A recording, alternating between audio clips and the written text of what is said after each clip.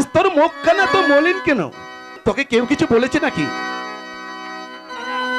দাদা আর যাব না গুনু, ওই স্কুলেলি কেন গুনু? তুই বল আমাকে, তুই বল।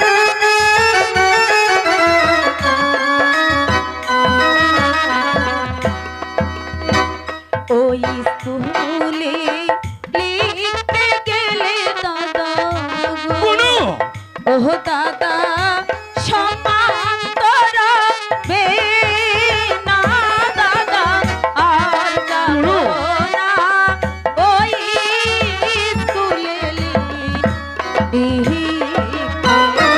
কেন গুনু? কি হয়েছে বল, তুই আমাকে বল। দাদা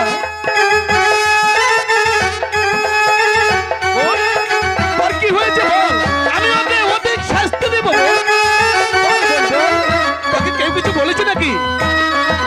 শাহালু গ্রামের তুতামিয়া দাদা ওহ দাদা গালি দিল রে দাদা আর যাব না ওই স্কুলে কি বলছিস গুনু?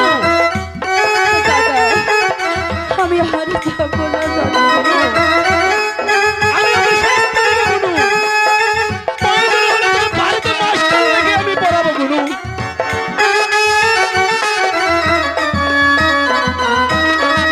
পিতা যদি থাকতো বেঁচে দাদা গো গুনু, ওহ দাদা বল।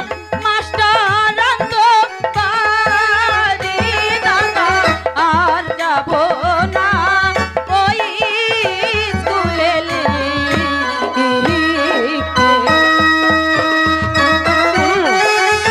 তুই চিন্তা করিস না, আমি তোকে বাড়িতে মাস্টার রেখে পড়াবো গুনু। আমি তোকে উচ্চ শিক্ষা শিক্ষিত করবো গুনু।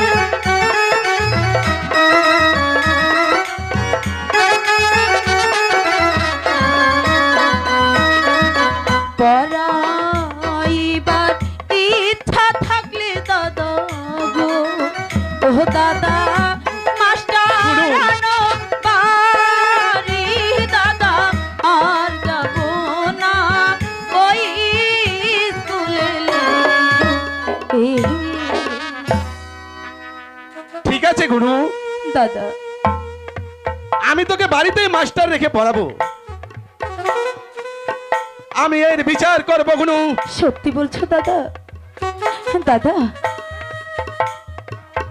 বিচার করলে যে অপমান খুঁজবে না, তার চেয়ে আমি স্কুলেই যাব না দাদা। ঠিক আছে গুনু, তুই যখন স্কুলে যেতে চাস না তাহলে আমি তোকে জোর করে স্কুলে পাঠাবো না। ঠিক আছে গুনু, তুই আমার কথা শোন। আজ থেকে আমি তোকে বাড়িতেই মাস্টার রেখে পড়াবো। সত্যি বলছো দাদা? এবার ঘরে যা গুনু। আচ্ছা দাদা, আমাদের ছোট ভাই খালিদ ভাইয়ের কাছে তুমি তিনটে পত্র দিলে, কিন্তু একটি পত্রের যে উত্তর দিল না, তবে কি খালিদ ভাই আমাদের দেখতে আসবে না? আমিও তাই ভাবছি রে গুনু। দাদা পিতা মারা যাবার পর তিনখানে চিঠি দিলাম, তার কোনো উত্তরও পেলাম না। আর কেন সে যে উত্তর দিচ্ছে না তার কিছুই বুঝতে পারছি না। দাদা